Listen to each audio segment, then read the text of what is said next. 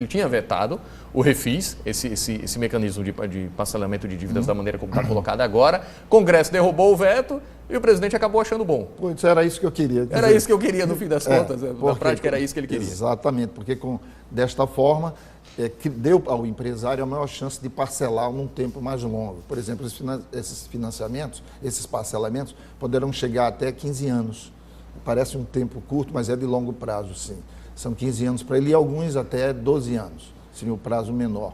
Agora, o que é interessante é que o governo exige uma parcela mínima de 5% de pagamento dessa dívida. Quem está endividado, realmente, pagando até 5%.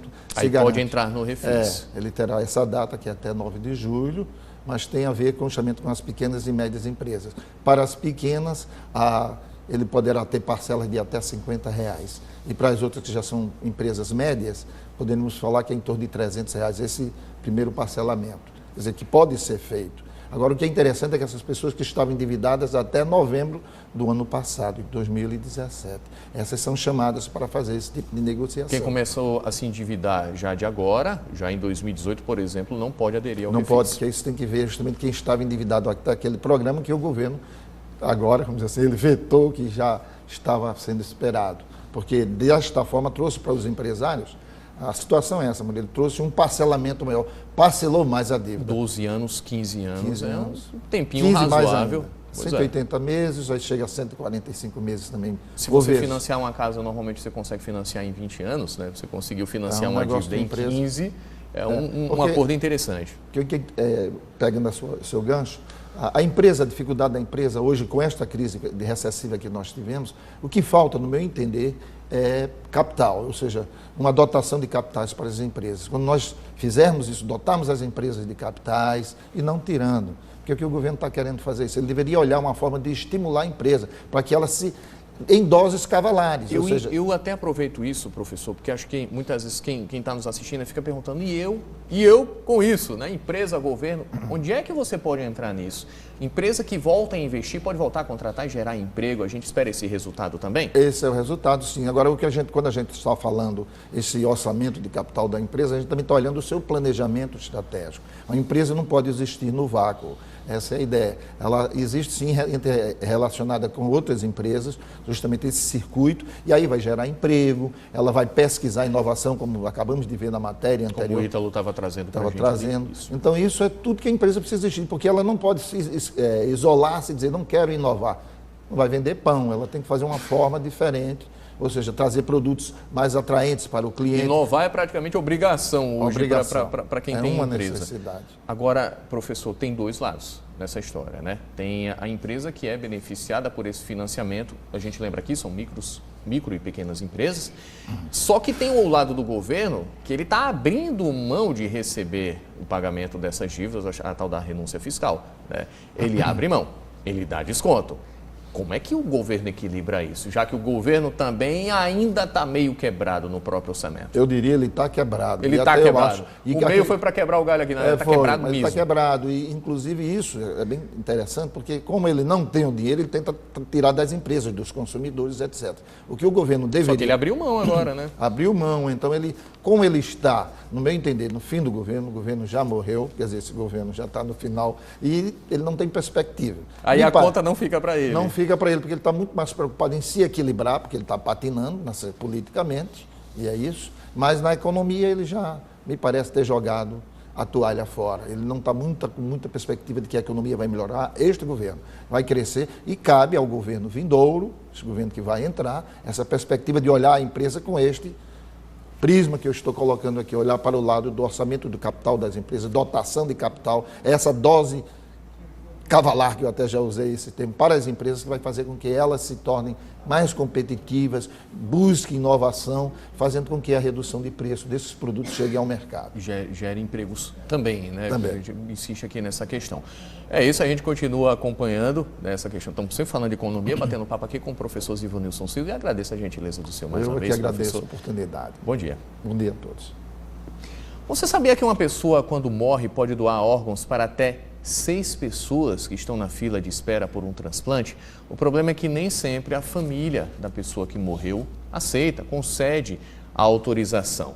Na Central de Transplantes em Mossoró, nos últimos 3 anos, foram realizadas apenas doações de 15 pessoas, é um índice considerado baixo. A gente vai entender melhor a dificuldade para captar essas doações, para convencer as famílias, sensibilizar as famílias. Quem fala para a gente aí é a Sara Cardoso. Bom dia mais uma vez, Sara.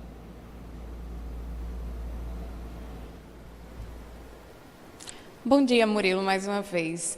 Então, ainda é muito pouco, né? Muito baixo esse número de doadores. Muitas vezes porque a família não aceita. E quando a família não chega a um consenso de que aqueles órgãos devem ser doados, os médicos não insistem, né? Não podem insistir. Então, por isso que é muito importante que a pessoa que é doadora de órgãos, ela enfatize isso para a família, né? Nós vamos conversar agora com o médico cardiologista Dr. Fernando Albuerne, que é quem coordena o setor de transplantes do Hospital Regional Tarcísio Maia, vai falar para a gente, né, como é que funciona essa doação de órgãos aqui no interior do estado, né, já que só aqui em Mossoró e em Natal que pode haver esse transplante. Bom dia, doutor Fernando Albuerne.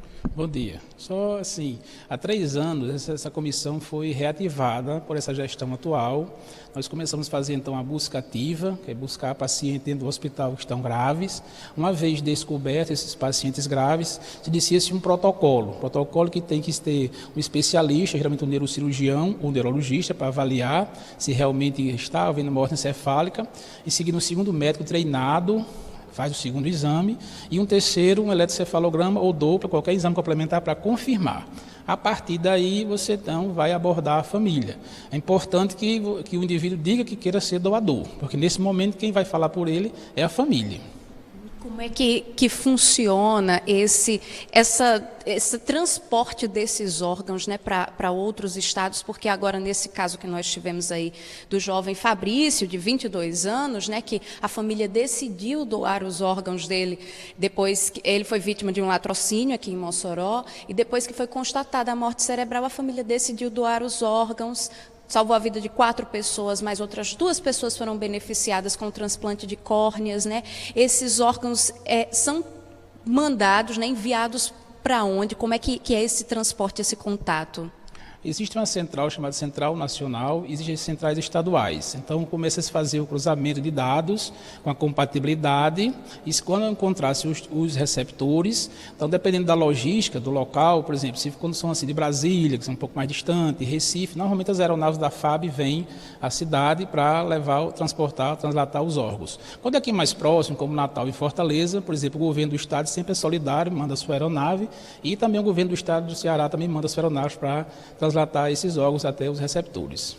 Agora, quanto tempo depois que é constatada a morte cerebral, a família tem que tempo para decidir doar os órgãos do parente?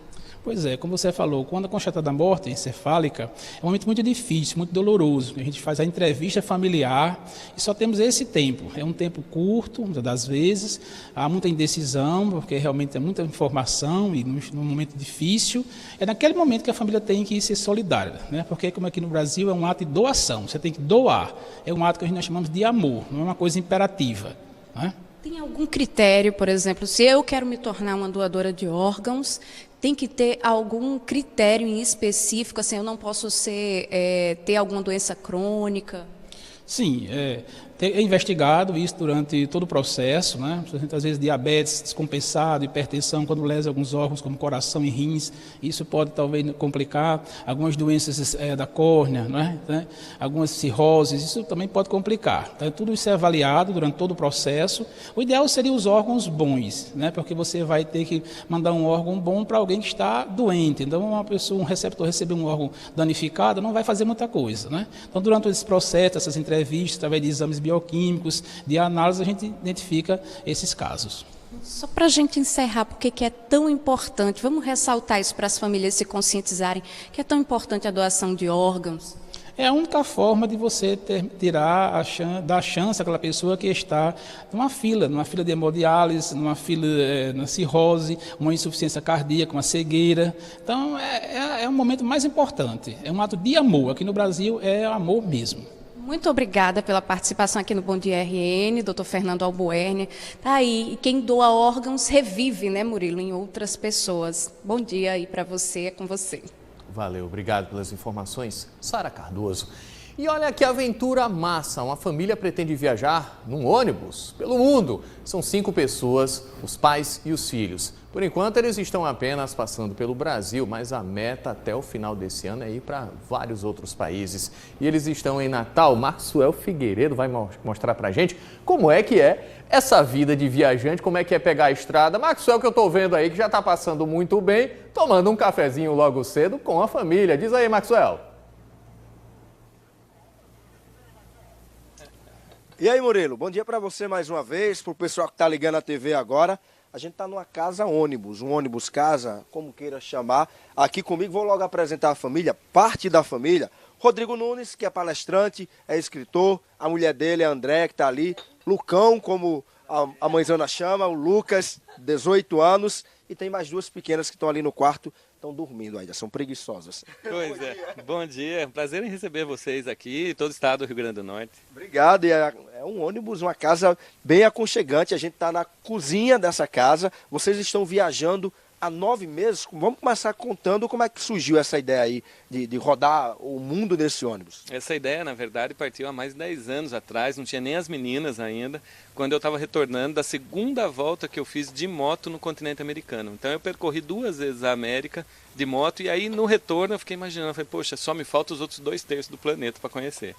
Aí a gente ficou planejando como é que faria isso, nasceu as meninas, tudo, e foi aí que esse sonho foi acontecendo, que a ideia de moto não dava mais, tinha que ser, era de motorhome mesmo para levar a família toda. Eles são do interior de São Paulo, bora dar uma circulada aqui pela casa para mostrar, bora lá, família. Eles são aqui a cozinha, né, como eu estava falando para vocês, ó, tem fogão, tem a pia, é uma casa normal, como qualquer um. A gente tá vendo aí nas imagens o pessoal por onde a turma já passou.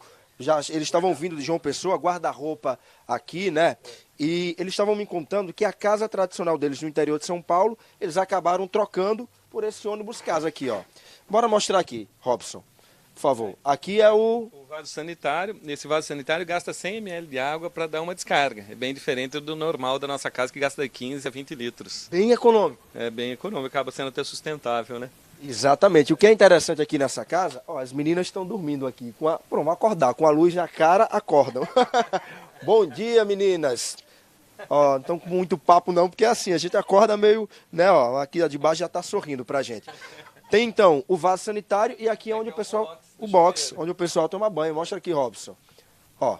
Aí é o chuveiro que tem água quente também aquecida do aquecedor a gás. Então tem água quente, água fria, o misturador, porque aqui a gente não precisa de água quente, mas para o sul a gente vai precisar, né? Exatamente. André, agora chegamos no quarto do casal. É o nosso quarto aqui, né? Que aqui a gente dá uma descansadinha. Exatamente. Agora as meninas têm 6, 8 anos, o Lucas tem 18. A primeira coisa que eu pensei, só para vocês de casa entenderem, eles estão dando uma volta ao mundo, é uma viagem que vai durar aí 6 anos, vão passar por 80 países. Aí eu pensei, ué, esses meninos não estudam não? Como é que fica a questão dos estudos? Não, elas estudam sim, eles me mandam a apostila, né? Elas estão matriculadas na mesma escola que estavam na nossa cidade e eu sigo acompanhando as apostilas, assim, não pode sair da escola não, tem que continuar estudando. Exatamente. Qual é a escola, qual é o município de vocês em São Paulo? São Roque, interior de São Paulo. São Roque, interior de São Paulo. A gente estava assistindo o Bom Dia aqui. Tem uma TV aqui no quarto também que está desligada nesse momento, mas a André me disse que gosta de assistir o Outro Lado do Paraíso, está na reta final, gosta de assistir o Jornal Nacional, o Jornal Local também. Sim, Jornal Local, Jornal hoje, né? O Jornal do Meio-Dia, adoro assistir, então não fico sem não. E aí tá dando certo a viagem, né? Com certeza, a gente vai trabalhando, porque a gente tinha o sonho de conseguir patrocínio. Estamos trabalhando e tentando buscar o patrocinador, mas enquanto isso não acontece, a gente trabalha toda a cidade que a gente chega. Então a gente faz as parcerias, como agora nós estamos aqui no Shopping Natal, que é para abrir a porta para as pessoas virem, conhecem a nossa história, se alimentam desse sonho e acabam comprando o livro, que é a única fonte de renda nossa. Então é a venda do livro que patrocina essa viagem por enquanto, enquanto a gente não consegue achar uma empresa que apoie esse projeto. Maravilha, só por falar no livro, vou pegar aqui o livro, ó. É isso aqui que eu quero saber. Fique rico, Viajando. É esse livro que vocês estão vendendo e que está ajudando vocês na viagem. Isso, esse livro é o que mantém a viagem acontecendo. São 24 países no mundo todo que eu já passei. Fui desde sequestrado por índio, detido em Porto Internacional de Carga. E eu conto como é que você pode viajar o resto da vida sem pagar hospedagem, por exemplo. Então acaba sendo muito importante. Para quem compra, acaba sendo um investimento. E para nós é um patrocínio que manda a gente 30 quilômetros mais longe. Fique rico viajando. O título é bem sugestivo, dá vontade já de levar, né? Porque o cara quer ficar rico viajando. Ó, família, quero desejar boa viagem para vocês. Vocês vão ficar aqui até o dia 7, né? Isso, nós estamos aqui até o dia 7. E aí o pessoal que quiser acompanhar a gente, o dia a dia, a nossa história, a nossa vida é no Instagram. Então o Instagram da família é mundoemfamilia.com.br. Consegue ver todo dia, a gente posta vídeo, posta foto e vai contando a história no mundoemfamilia.com.br. Lucão, chega aqui rapidinho, só para eu bater um papo rapidinho com você. Lucas, 18 anos. Quando seu pai chegou e disse assim, menino, arruma a mala que a gente vai sair pelo mundo viajando. O que é que você disse? Olha, ainda bem que ele fez isso vários anos antes da gente sair, né? Porque senão ia ser um baita de um back na minha vida. Então ele já preparou? Já. Minha mãe chegou pra mim e conversou, Lucas, é o seguinte, daqui a alguns anos a gente vai fazer uma volta... Acabei de voltar da escola, tava cansado, eu lembro até hoje. Ela chegou pra mim e falou, Lucas, daqui a alguns anos a gente vai fazer uma volta ao mundo, vai todo mundo morar no motorhome, você quer ir comigo? Eu demorei um pouco pra raciocinar, né? Mas aí eu falei... se minha mãe vai, eu vou, né? E aí partiu. E aí tô aqui, hoje em dia. Tá gostando? Hoje em dia eu não me arrependo, não. Não se arrepende? Não. Parece que você não quer mais voltar pra uma casa tradicional, é? Olha, bem lá pro futuro eu imagino, porque eu sempre fui caseiro, né? Mas por esses anos eu pretendo ficar aqui com eles. Beleza, então. Família, boa viagem. Prazer, viu, Andréia? Obrigada. Boa viagem. O prazer é todo nosso. Boa viagem. Bom dia para todos. Bom dia, valeu. Rodrigo também. É isso, ó, aberto para visitação hoje a partir das 3 horas, está no estacionamento aqui do shopping. Quem quiser conhecer esse ônibus casa, é só chegar, as portas da família estão abertas. Murilo. Valeu, então, Maxwell Figueiredo, que interessante, inclusive, o ônibus está estacionado lá no estacionamento do Natal Shopping, aberto à visitação, como o Maxwell já te convidou aí para conhecer. E a gente continua na contagem regressiva porque faltam 34 dias para o desligamento do sinal analógico de TV em Natal e outras 25 cidades do estado. A entidade Seja Digital entregou ontem um prêmio de R$2.000 para os primeiros sortudos da instalação premiada e vem mais pela frente. Os R$2.000 em dinheiro não poderiam ter chegado numa hora melhor. Meu esposo está desempregado, eu estou gestante, né, gestação de já 4 meses, vem algumas continhas para pagar, né? Quando recebeu o kit de conversor e antena para a TV de tubo que fica na sala, dona Rosineide não imaginou que, além do benefício, pudesse ser sorteada na instalação premiada. Uma forma de incentivar ainda mais a troca do sinal analógico pelo digital. Nós queremos que todas as pessoas que retirem seu kit instalem imediatamente para não deixar da última hora, né? No desligamento chegando no dia 30 de maio, muito importante que todo mundo instale assim que retire o seu kit. Ao todo, 25 prêmios de R$2.000 serão distribuídos no estado. Até agora, 10 pessoas já foram sorteadas e receberam um cartão como esse para sacar o dinheiro. Concorrer é bem simples. Quem explica o processo é o coordenador regional da Seja Digital no Rio Grande do Norte. Você vai clicar no botão Ginga no controle remoto, vai aparecer essa tela. Nessa tela, nós selecionamos o Seja Digital e clica OK. E aí, ele vai gerar o código da instalação premiada. Quando o código aparece na tela da televisão, é preciso que o usuário informe o número através do telefone 147. Só então ele estará cadastrado e concorrendo ao sorteio. Foi o que fez dona Maria José. Com a ajuda do filho, ela cadastrou o código pelo telefone e dias depois recebeu a notícia de que tinha sido sorteada. O dinheiro vai para o comércio, que garante o sustento da família. Chegou na hora boa, que estava precisando mesmo, né? E uma coisa importante. Quem já fez a instalação, mas ainda não gerou o código, não tem problema. O cadastro pode ser feito a qualquer momento. Se você já instalou seu kit e ainda não fez a instalação premiada, não tem problema. Você faz o mesmo procedimento através do botão Ginga no controle remoto, clica em cima da logo da Seja Digital, gera o seu código e liga para 147. E vamos ficar atentos às datas. O próximo sorteio da instalação premiada é em 2 de maio. Se você não for beneficiário de nenhum programa do governo federal e não tiver direito ao kit gratuito, vai ter oportunidade de comprar os equipamentos parcelados e com desconto no Feirão Digital, que vai acontecer amanhã na Rua Presidente José Bento, antiga Avenida 3, no bairro Alecrim, em Natal, no trecho das lojas de eletrônicos. Ao todo, 11 lojas vão participar, das 8 da manhã até as 5 da tarde e no sábado, das 8 da manhã até o meio-dia. E em instantes, um método de psicoterapia, a constelação familiar, que tenta encontrar a raiz de problemas para propor soluções. A técnica também está sendo usada em audiências de conciliação. Hoje, um evento em Natal vai explicar o que é essa técnica e como ela pode ajudar as pessoas. A gente vai bater um papo com um especialista no assunto. E você acompanha comigo imagens ao vivo da Lime Silva pela câmera da STTU, a Secretaria de Trânsito de Natal. Muito tranquilo, manso e suave, só na paz o tráfego aí nesse trecho, como você acompanha comigo ao vivo. 6h46, bom dia RN, volta já.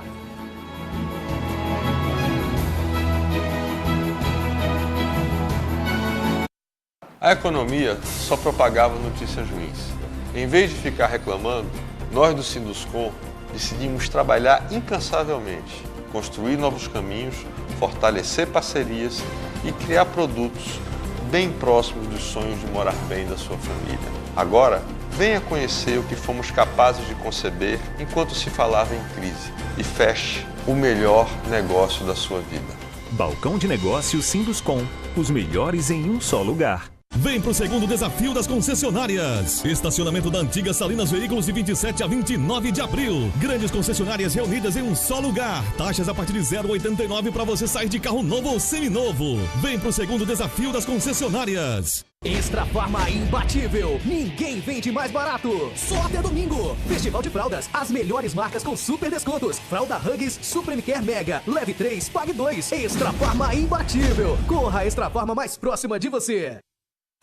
Nova Ford Ranger 4x4 Diesel. A única com 7 airbags e 5 anos de garantia. Por apenas R$ 119.990.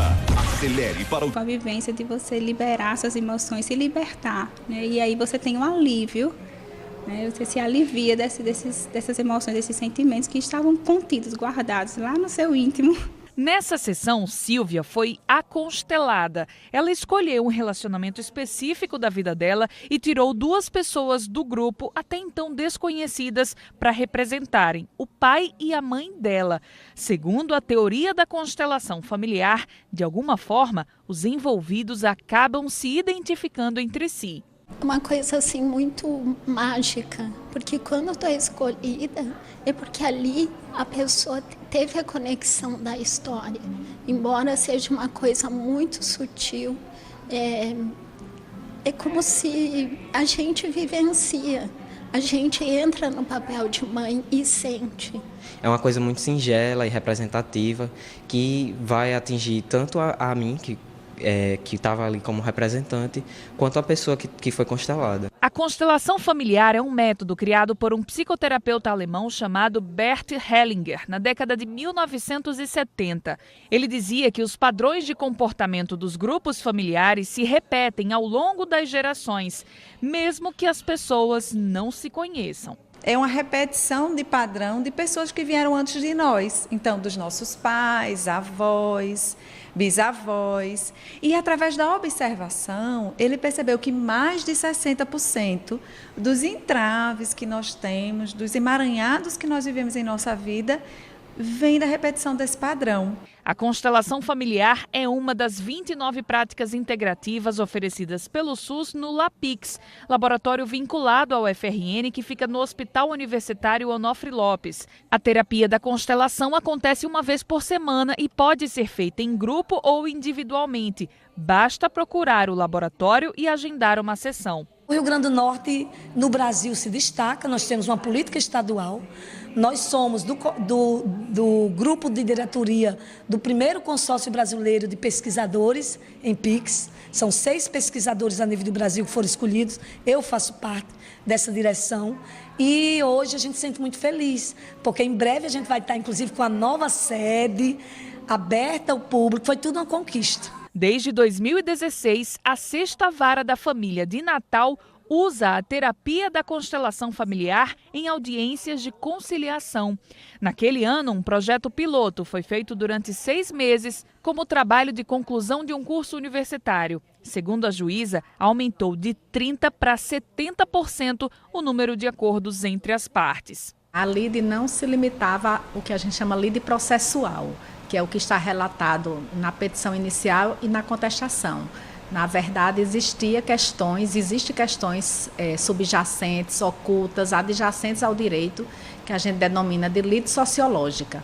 Então, foi nesses processos que houve a detecção, né, da lide sociológica, questões de ordem emocional, questões de ordem financeira, conflitos mal resolvidos da relação familiar, esses é que geravam essa repercussão. É uma nova forma de cuidar, é cuidar de forma natural. A maioria das doenças são causadas por desequilíbrios emocionais, por um campo vibratório energético que se altera. E aí a pessoa diminui o seu estado de imunidade e adoece. O LAPIX funciona dentro do Hospital Universitário Onofre Lopes, na Avenida Nilo Peçanha, em Petrópolis, na capital. Mas o espaço está em reforma. A reabertura deve acontecer em junho. Para mais informações de lá, sobre como você pode participar, inclusive, já se programar, é só ligar para esse número aí, é o 3342-9727. Vou repetir, 3342-9727. E para a gente entender melhor esse assunto, aqui conosco a especialista em constelação sistêmica, a Cornélia Bonenkamp. Bem-vinda, bom dia. Aqui é o Bom Dia RN. Muito obrigada pelo convite. A satisfação é nossa. Eu já queria que você explicasse, a gente viu aí a dinâmica, né, o envolvimento das pessoas, e acontece, acho que algo que eu achei surpreendente, pessoas que não se conhecem. E, de certa forma, elas passam, naquele momento, a representar uma pessoa próxima, um familiar, no caso da personagem na matéria, eram os pais dela, e funciona, e há um envolvimento, e dá para dizer assim, as coisas ficam mais acertadas na cabeça dessa pessoa. Por que isso acontece, Cornélia? Como é que funciona? Olha, claro que vou falar do jeito que eu entendo e é limitado. O que eu falo é possibilidade e não verdade. Hoje podemos explicar o funcionamento de uma constelação com física quântica. Não? Informação toda está dentro e fora de nós. E, de alguma maneira, podemos conectar com informação. E, para mim, também importa, talvez, dizer que não conectamos com o pai ou com a mãe, sempre em relação a algo. Porque cada pessoa é 6 e mais milhas de relacionamentos, de possibilidades de se relacionar. E não conectamos com uma coisa fixa, mas em relação a algo. Essa conexão que acontece entre essas pessoas é com a pessoa em si ou aquilo que eu lembro dela, aquilo que eu sinto em relação a ela? Como é que isso acontece?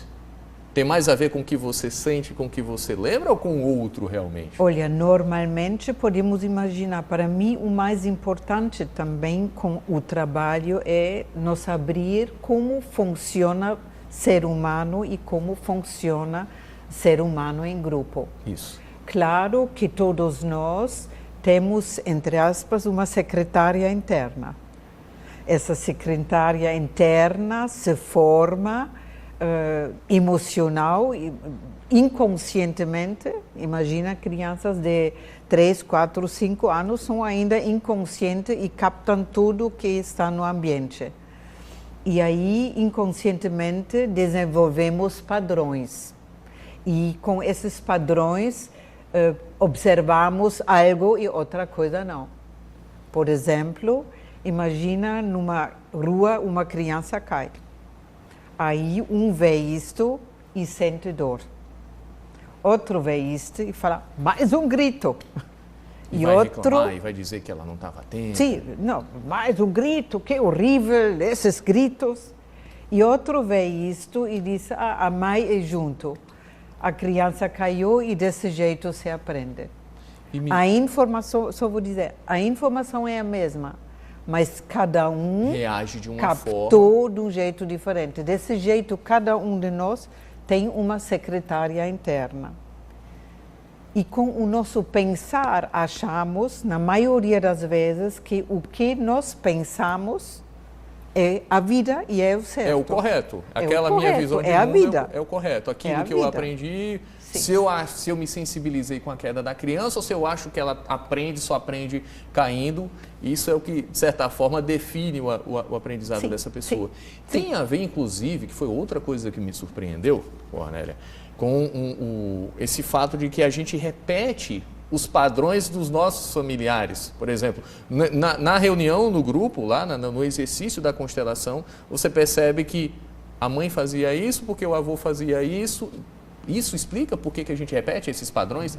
E normalmente a gente quer ser tão diferente. É isso, o que está no nosso ambiente de emoção e de pensar é muito mais fácil de conectar do que com outra coisa. Se eu agora falo em alemão para você... Eu não vou entender. Simplesmente, eu não vou entender. Mas o que não conhecemos, não podemos conectar.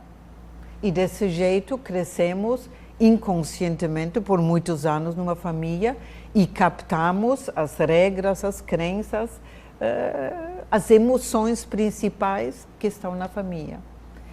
E os filhos conectam com diferentes coisas, não ficam todos iguais, mas um conecta com isso, outro conecta mais com isso. Cada um com uma determinada característica, às vezes, dos pais. E normalmente equilibrando, fortalecendo o grupo familiar. Agora, eu queria só investir aqui numa outra coisa que me chamou bastante atenção também. No uso, nas varas de família, nas conciliações, a gente tinha ali uma média de acordos de 30%. Depois começou-se a usar a constelação, a técnica da constelação subiu para 70%. As pessoas começam a conversar mais e se entender mais quando entram em contato dessa forma? Para mim, a constelação... O que é muito importante é a base do pensamento. Se é cartesiano, bom, mal, que parece mais máquina, é uma coisa, mas no pensamento sistêmico, visar o funcionamento em si, sem julgar. E para mim, a constelação, o movimento, em primeiro lugar, é um aumentar de consciência, ver o que não vejo. Quando vejo o que não vi antes, posso me reposicionar e fazer algo diferente. E aí entender o outro e entrar em acordo, que é o que tem acontecido. Gente, o assunto é muito vasto, a gente abordou um pouquinho dele aqui, mas você pode saber mais sobre a constelação sistêmica num evento que acontece hoje, Formação em Constelação e Pensamento Sistêmico, acontece no Hotel Beach Resort em Natal, das 9 da manhã, daqui a pouquinho até às 7 horas da noite. E acontece de hoje, esse primeiro módulo, de hoje até o dia 1º de maio. E eu recebi aqui a Cornélia Bonenkamp, que é especialista em constelação sistêmica, para explicar um pouquinho para a gente o que é essa técnica. Muito obrigado. Satisfação receber você aqui. Muito obrigada a você, Murilo. Bom dia. Muito obrigada.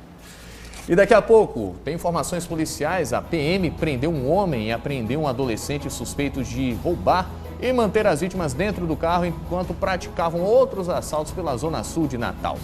A dupla tentou se esconder em uma casa, mas foi encontrada depois que a polícia viu câmeras de monitoramento. A gente conta a história bem direitinho para você. Apesar de familiares terem reconhecido o corpo encontrado na última terça-feira como sendo de Yasmin Lorena, de 12 anos, que estava desaparecida desde o mês passado, o ITEP ainda precisa aguardar o resultado de um DNA para confirmar a identidade da menina. O exame só é feito fora do estado e não tem data certa para o resultado. Atualmente, outros 12 corpos estão no ITEP, também aguardando identificação. Em um dos casos, a espera da família já passa de 1 ano. A Secretaria de Saúde do Estado vai investigar a morte de um médico em Natal por suspeita de gripe H1N1.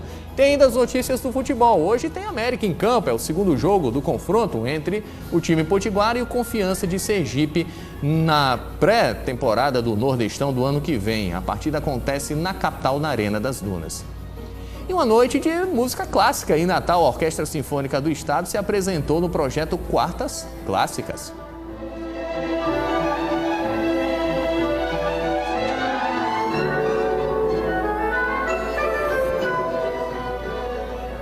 E olha, imagens ao vivo da Salgado Filho, um pouquinho antes do cruzamento com a Antônio Basílio. O sol apareceu em Natal, mas tem previsão de chuva e o tráfego está fluindo bem aí para o motorista sem problema. 7 horas, virou agora 3 minutos. Bom dia, RN. Volta daqui a pouco.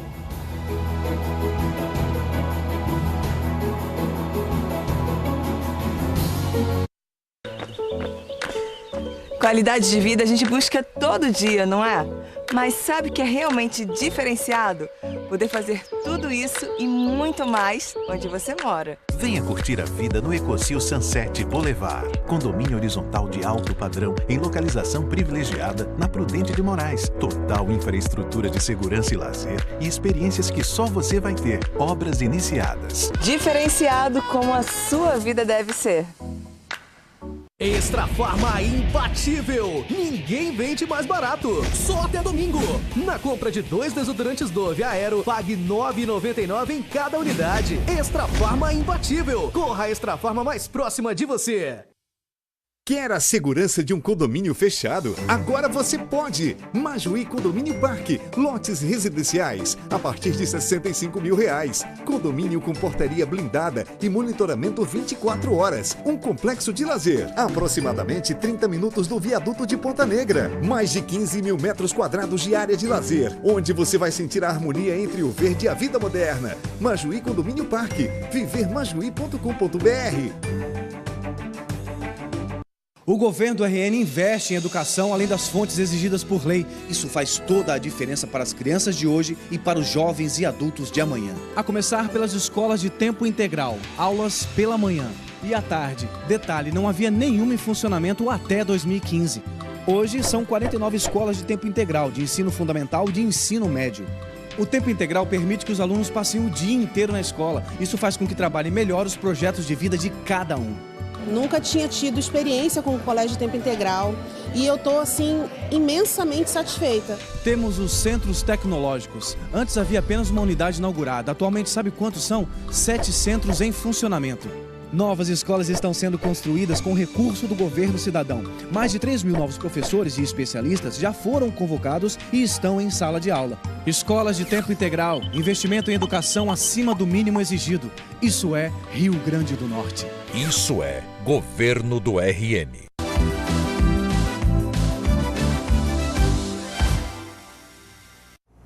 O Bom Dia RN está de volta às 7 horas e 5 minutos. A Secretaria Estadual de Saúde vai investigar a morte de um médico em Natal por suspeita de gripe H1N1. Fernando Cunha tinha 63 anos, era neurocirurgião do Hospital Valfredo Gugel. Ele teria passado mal terça-feira e foi internado na UTI. A CESAP vai investigar o caso e quem traz mais informações para a gente, inclusive sobre a doença, a gripe H1N1, é o Ítalo de Lucena. O que é que se sabe até agora? O que leva a essa suspeita de que pode ter sido a gripe H1N1 que provocou a morte do médico Ítalo?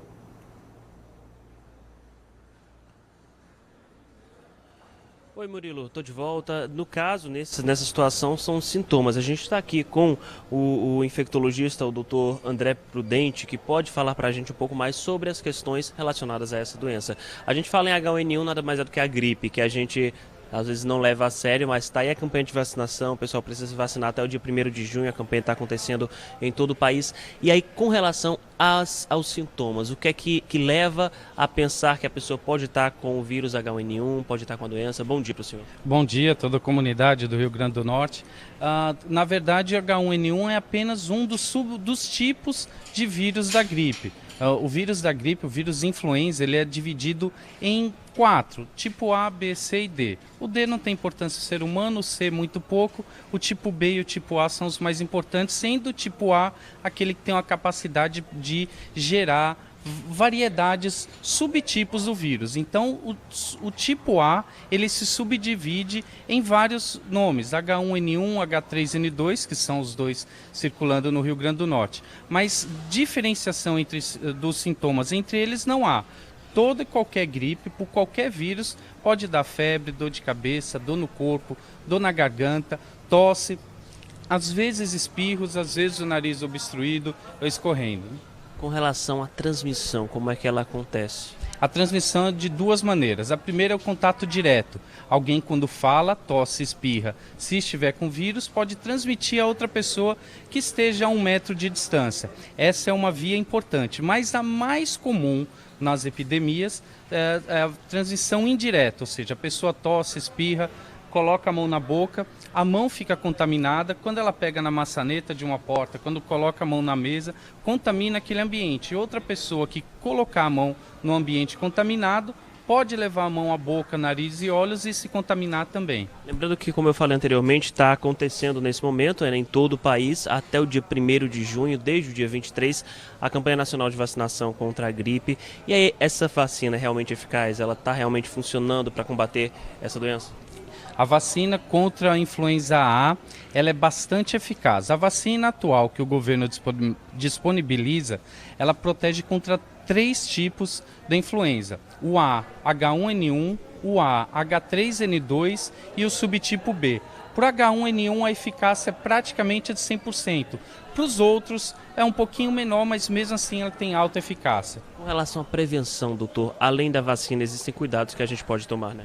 A vacina é a principal maneira de prevenir, sem sombra de dúvida. Então as pessoas, principalmente aquelas nos grupos prioritários, devem procurar o posto para vacinação o mais rápido possível. Outras maneiras de se prevenir é evitar aglomerações, evitar de colocar a mão na boca ao tossir, porque contamina a mão e sai contaminando os objetos. Uma alternativa, quando a pessoa vai tossir ou espirrar, fazer este movimento, porque aqui não vai entrar em contato com os objetos e diminui a chance de transmissão para as outras pessoas.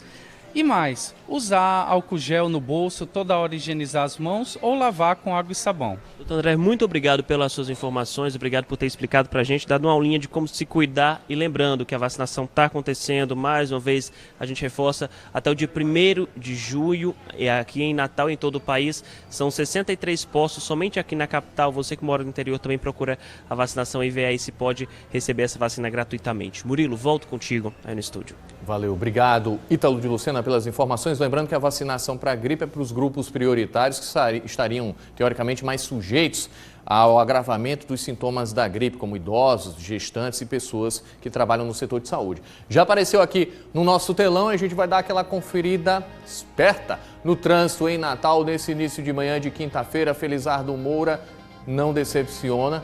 Agora, né, a gente tem 7 horas 10 minutos e está começando a complicar o tráfego aí, infelizmente, para o motorista que está vindo da Zona Norte de Natal e pegando a Felizardo Moura, com um congestionamento começando a se formar naquela região de subida do bairro Nordeste. Esses carros que aparecem mais juntos aí na faixa da esquerda do seu vídeo e mais juntos ao canteiro central, você viu que enquanto eu falei eles pararam e não saíram daí. Aquela curva direita normalmente complica para quem está pegando o sentido centro de Natal, mas eu já tenho a informação, a gente sabe aqui, e a população até cobrou, né? Normalmente ainda pior na Tomás Landim, né? E esse trecho aí vai ficando mais complicado para o tráfego no motorista que passa nesse início de manhã, nesse trecho aí da Felizardo Moura. A gente tem BR-101 agora pela nossa câmera panorâmica, muito mais tranquilo o tráfego aí, se a gente fizer uma comparação com a Felizardo Moura, um pouquinho mais intenso no sentido centro de Natal. Daqui a pouquinho a gente pula para o viaduto do Quarto Centenário para saber como é que está a situação lá. A gente deu um pulo maior, foi direto agora para Lima e Silva pela câmera da STTU, tráfego muito tranquilo aí, sem problema para o motorista.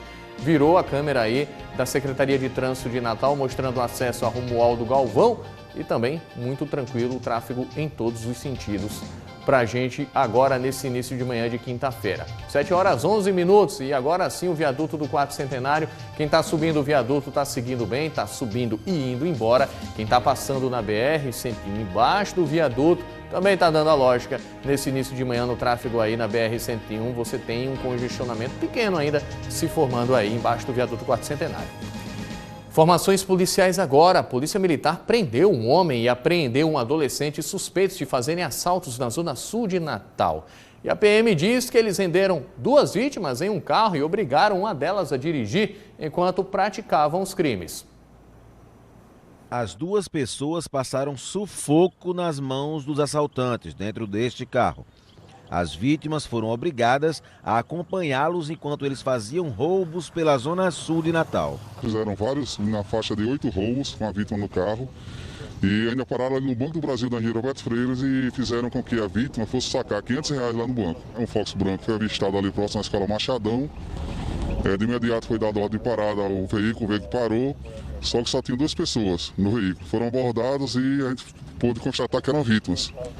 Eles informaram que eles tinham adentrado naquela região de morro, ali na Lagoinha. A perseguição, que começou no bairro de Ponta Negra, teve apoio do helicóptero da polícia e só terminou já no Conjunto Pirangi, quando os policiais encontraram a casa dos suspeitos. Conseguimos chegar ali próximo ao terminal de Serrambi.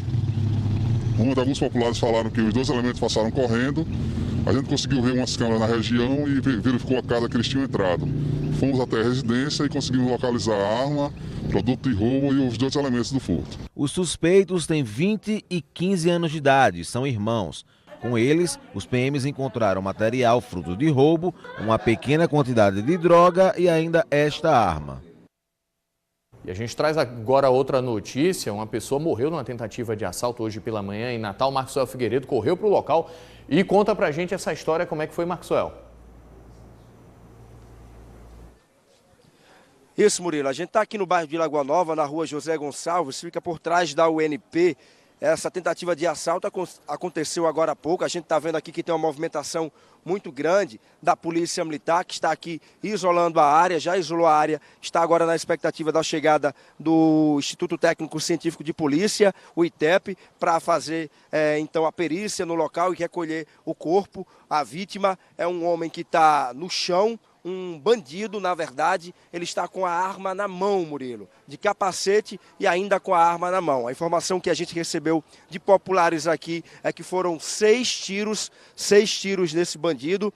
Ele teria 6 tiros nesse bandido e ele acabou então teria atirado contra a vítima. Uma pessoa que passava pelo local reagiu e o bandido então acabou sendo baleado. A gente está vendo que tem uma movimentação muito grande da Polícia Militar, como eu disse, aqui no local. Muitas pessoas também que estão passando aqui pelo local param para olhar, para entender. Isso foi em frente a um condomínio agora pela manhã. Agora a expectativa é pela chegada do ITEP no local. Murilo, volto com você.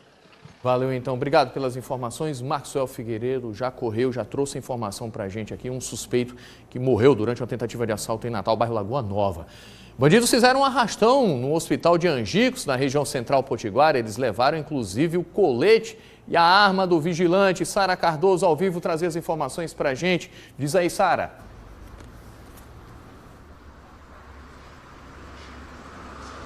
Pois é, Murilo, era por volta de 7 horas da noite de ontem, quando esses assaltantes chegaram até o Hospital Regional de Angicos.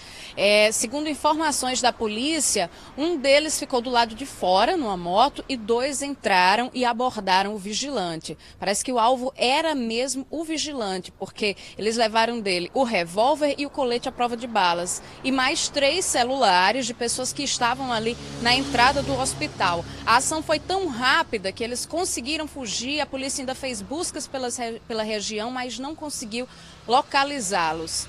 E em Mossoró, ontem teve um homem morto em confronto com a polícia, de 22 anos. O nome dele, Leodécio Vieira de Souza Júnior. Segundo informações da Polícia Militar, um grupo roubou ontem pela manhã, uma casa no bairro Redenção. À tarde, a polícia recebeu informações de que esses suspeitos estariam no conjunto Wilson Rosado. Ao chegarem até o local, a polícia foi recebida a tiros. Na troca de tiros, aí, um homem ficou baleado, esse rapaz de 22 anos. Ele foi socorrido, levado até o Hospital Regional Tarcísio Maia, mas morreu no hospital. A polícia ainda conseguiu apreender um adolescente, mas os outros suspeitos conseguiram fugir. Murilo. Obrigado, Sara, pelas informações. Apesar do pai ter reconhecido que o corpo encontrado na terça-feira numa casa na Redinha seria o da garota Yasmin Lorena, de 12 anos, o ITEP, Instituto Técnico Científico de Perícia, ainda precisa aguardar o resultado de um exame de DNA para confirmar tecnicamente o reconhecimento. O problema é que o exame só é feito fora do estado e pode durar várias semanas para ficar pronto. A família de Yasmin esteve no ITEP e reconheceu o corpo, mas isso não foi suficiente para a liberação. A dúvida é ela, é minha filha. O cabelo que estava pintadinho de vermelho, a roupa que ela estava usando, a blusa, o dinheiro inclusive estava no bolso dela, tudo. No ITEP, o exame que confirmaria a identificação não pôde ser feito pelas impressões digitais. A adolescente não tem as digitais registradas porque não tirou a identidade. O exame pela arcada dentária também não foi possível porque Yasmin não tinha prontuário odontológico. A única alternativa e a mais demorada é o exame de DNA. Cada amostra tem o seu padrão de conservação e tem o seu padrão de extração. Nem sempre, né, uma amostra de DNA é simples de ser retirada, tendo em vista a situação, como é que estava o corpo. Isso influi na extração do DNA do cadáver, né? Então eu não posso dizer para você qual é o prazo, mas às vezes pode ser 10, 30, 40 dias. Então isso que vai determinar é a realização do exame. O inquérito do caso Yasmin corre em segredo de justiça. Por isso, os técnicos do ITEP não podem revelar detalhes dos exames periciais para não atrapalhar a investigação. Ingrid disse que a revolta é ainda maior porque um dos suspeitos é o vizinho, que ela conhece há 27 anos. Ele encontrou com a menina aqui na esquina, como a menina ia passando. Ele falou isso pra senhora quando? No dia mesmo que a menina desapareceu, que ele viu o doido aqui procurando a menina. E aí eu não desconfiava, era presente nas orações, sempre preocupado. Sem previsão para sair o resultado do exame de DNA, a angústia da família continua. Só com o exame agora e aguardar em casa que eles vão entrar em contato. Quando estiver pronto, aí entra em contato com o pai dela para vir liberar. Daí para frente agora é só agonia. Enquanto a gente não conseguir enterrar o corpo dela. Que sofrimento para essa família. A Polícia Civil divulgou a foto do suspeito pelo desaparecimento da menina Yasmin. Mas como ainda se trata de um suspeito, nós não vamos divulgar a imagem. A foto está no site da Polícia Civil. Quem tiver qualquer informação pode ligar para 181 e não precisa se identificar.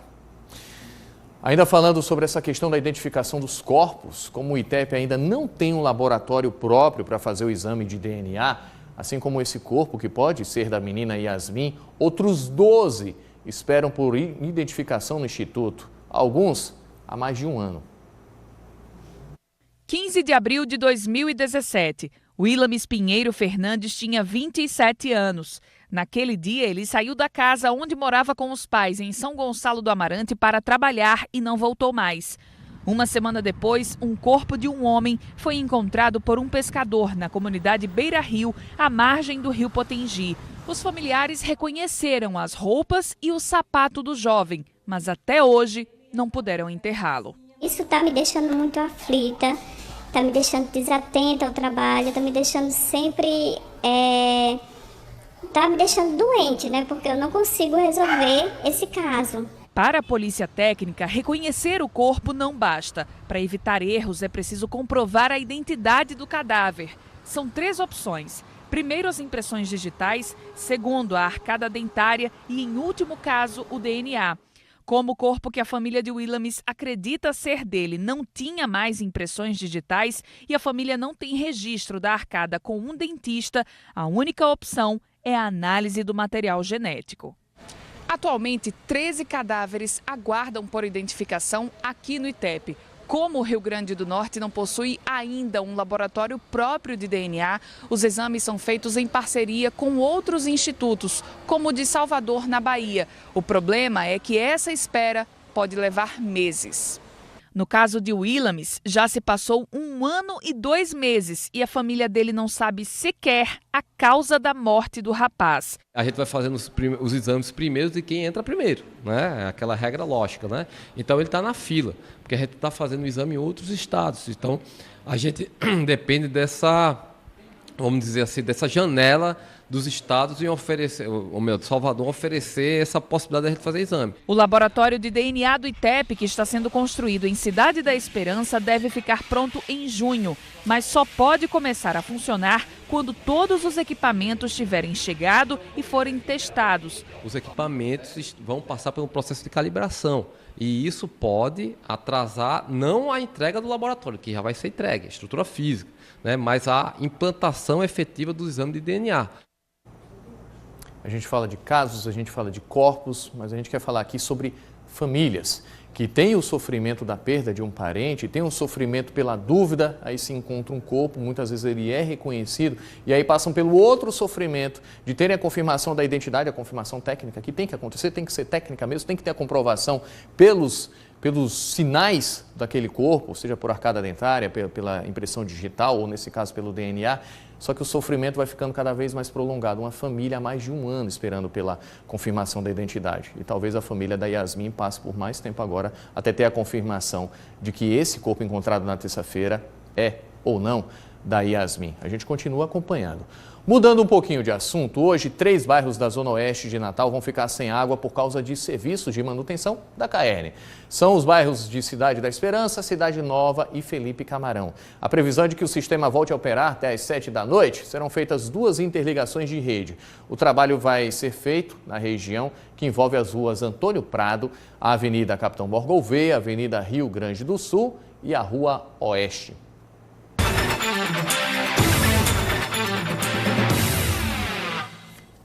Chega aqui, Clênio Galvão, muito bom dia para falar de futebol, para falar de esporte. A gente começa com o que mesmo? A gente começa falando do América, né? O América joga hoje, o América vai enfrentar o Confiança em Natal, na Arena das Dunas, e essa partida pode dar uma vaga na Copa do Nordeste do ano que vem para o América, né? Já que está nessa fase preliminar, teve o jogo da volta, agora o América está jogando em casa, né? Tentando jogar do lado da torcida para conseguir essa vaga lá na frente, viu? Na semana passada, lá em Aracaju, o placar ficou no 3-3. Hoje, no jogo da volta, uma vitória simples dá a vaga ao América. Oscar Xavier. O primeiro jogo lá em Aracaju saiu 3-3. Agora, na volta, quem ganhar fica com a vaga no Nordestão de 2019. Em caso de novo empate, a decisão vai para os pênaltis. O presidente do clube, Eduardo Rocha, esteve no treino e cobrou o empenho dos jogadores. É um jogo que nos dará, tecnicamente, uma condição de caminhar bem, com tranquilidade na Série D. A classificação vale mais de R$1.200.000 para o Alvirrubro. Este é o valor da cota de participação na Copa do Nordeste do ano que vem, definido a partir do ranking nacional de clubes. Nós estamos conscientes da responsabilidade do jogo, não só de amanhã, mas principalmente amanhã, porque a gente sabe que ajuda muito para os cofres do clube, né? Ajuda muito a dar sequência nesse trabalho também. No treino coletivo, Ney da Mata esboçou a equipe que vai começar jogando. O meia Cascata, que só entrou no segundo tempo do jogo contra o Imperatriz, treinou entre os titulares, enquanto Luiz Fernando deve ficar como opção no banco. E no ataque, o América deve ter novamente o trio Vandinho, Adriano Pardal e Flávio Carioca. A ideia é sempre de não mexer muito na estrutura do time, sempre dando confiança, credibilidade para eles, para a gente poder jogar e sempre fazendo o melhor. O América enfrenta o Confiança nesta quinta-feira, a partir das 7h15 da noite, na Arena das Dunas. Valeu, Oscar. Tá aí, né? O Ney da Mata, que tá lá no Globoesporte.com também, ele falando que sempre jogou com 3 atacantes, então é o time ofensivo mesmo que ele gosta e vai para cima do Confiança hoje na Arena das Dunas, viu, Murilo? O Ney da Mata, que pelo que a gente percebeu até aqui, não gosta muito de ousar muito na formação das equipes. Mas eu queria comentar uma coisa, Clênio, porque fora de casa o América fechou em 3-3, com Confiança. Agora está jogando em casa, a torcida está mais perto. Dá para dizer que o América está numa certa vantagem, né? Precisa 1-0 já resolve o problema, né? 1-0 já resolve ali, vai com 3 atacantes, vai com uma formação bem ofensiva para cima do Confiança, já conhece, né? 3 atacantes vai com cara de quem quer resolver logo. Pois é, já deve começar indo para cima. A gente vai aguardar aí, vai mostrar amanhã como é que foi esse jogo. Só não pode cair na armadilha de fazer um gol e retrancar, né? Tem que definir o mais rapidamente possível. Resolver logo, né? Vamos de Globo agora? Vamos falar do Globo, porque acabou o mistério do Globo em relação ao atacante Max, né? O clube de Ceará-Mirim confirmou ontem a contratação do jogador e ele já começou a treinar lá no Tricolor. A estreia pode acontecer neste domingo já, quando o Globo enfrenta o Salgueiro de Pernambuco, no Barretão. E falta apenas a publicação do nome do Max no boletim da CBF, regularizando a chegada do atleta. E o ABC também vai receber um reforço para a terceirona do Campeonato Brasileiro. Você vai ver aí que esse aí é o Alan Cardoso, lateral esquerdo, que é considerado uma revelação das categorias de base do Vasco. Alan chega ao ABC por empréstimo até o fim da Série C do Brasileirão e ele tem apenas 20 anos. Essa vai ser a primeira vez que o atleta vai defender outra equipe que não seja o Vasco da Gama. Alan estava no Vasco desde 2009, quando chegou às categorias de base do clube carioca. Nesse ano, o lateral jogou pouquinho, só apenas 45 minutos e está chegando para reforçar o ABC. Amanhã a gente está de volta com mais esporte. É isso, mas fica um pouquinho aí, porque eu soube que você participou disso aqui. A gente vai encerrar o jornal hoje com as imagens da apresentação de ontem da Orquestra Sinfônica do Rio Grande do Norte no projeto Quartas Clássicas, que acontece na última quarta-feira do mês com entrada gratuita. Um ótimo dia para você e até amanhã. E olha que música boa, gente. Bom dia, até amanhã.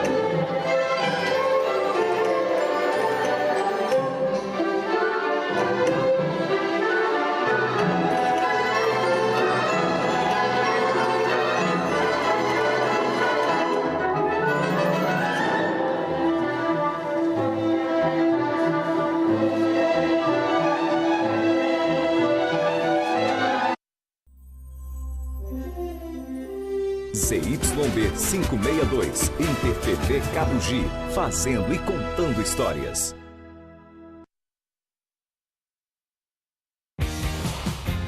Hoje, depois do Bom Dia Brasil, a atriz Débora Bloch vai tomar café da manhã. Caramba! E vai falar de onde nascem os fortes. Em seguida, depilação. Ai, quantas dúvidas você tem sobre esse assunto. E se a gente falar depilação a laser? Aí é que as dúvidas aumentam. E ainda...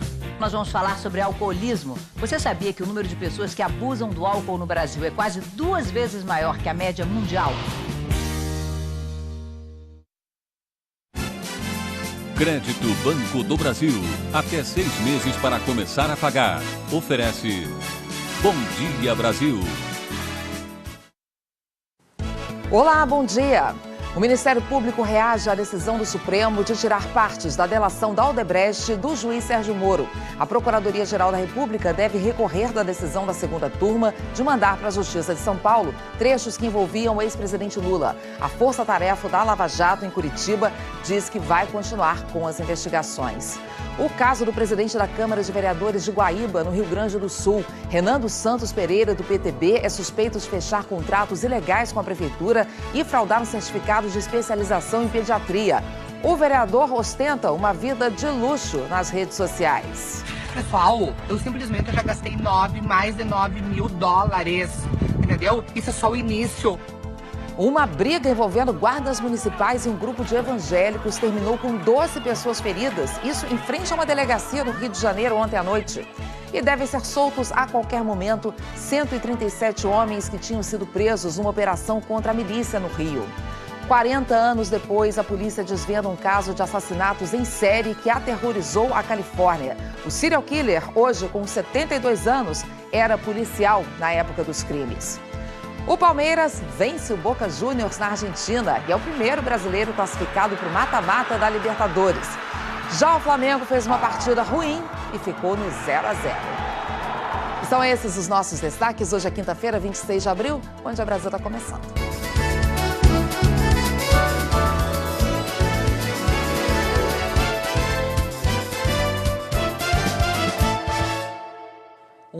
E pior, não tinha ninguém agredindo eles. Foram eles que chegaram empurrando e agredindo todo mundo. Não tinha ninguém querendo briga nem com eles ali. 11 feridos tiveram alta durante a madrugada, mas permaneceram na frente do hospital em vigília ao amigo internado. Como é que uma situação corriqueira, fácil de resolver, vira essa pancadaria toda, né? A gente foi atrás da Guarda Municipal do Rio, que divulgou apenas uma nota informando que um dos evangélicos foi flagrado pichando o Parque Garota de Ipanema e foi autuado por crise ambiental. Agora, disse também que essa ação dos guardas flagrados nas imagens vai ser investigada e que a postura deles não condiz com os preceitos, a orientação e os procedimentos operacionais da instituição. Ainda bem, né? E deve ganhar liberdade hoje 137 dos 159 presos numa operação contra milícias no Rio de Janeiro. Os alvarás de soltura foram expedidos por um juiz do Tribunal de Justiça do Estado. Os parentes dos presos comemoraram a decisão da Justiça. Foram 18 dias batalhando pela decisão que saiu ontem. O juiz Eduardo Marques Havlicek concedeu liberdade a 137 dos 159 presos na operação da Polícia Civil contra a milícia no início do mês. Os presos estão aqui na penitenciária de Bangu. O Ministério Público foi favorável à manutenção da prisão de 21 deles, mas o MP pediu a liberação da maioria. Os promotores alegaram que não havia provas para manter esses outros 137 suspeitos presos. Na decisão de ontem, o juiz afirmou que a lei brasileira não confere um salvo-conduto a quem é réu primário e ostenta bons antecedentes.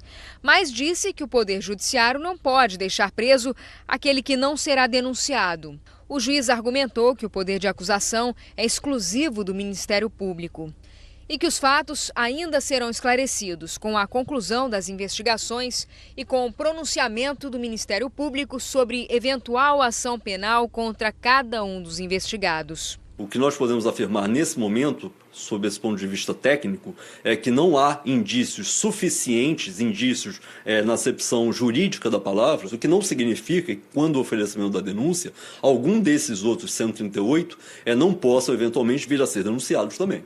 As prisões foram no dia 7 de abril, durante uma festa num sítio com shows de pagode em Santa Cruz, na Zona Oeste. Muitas famílias disseram que os presos não sabiam que a festa foi organizada por uma milícia e que eles, inclusive, pagaram ingresso para assistir aos shows.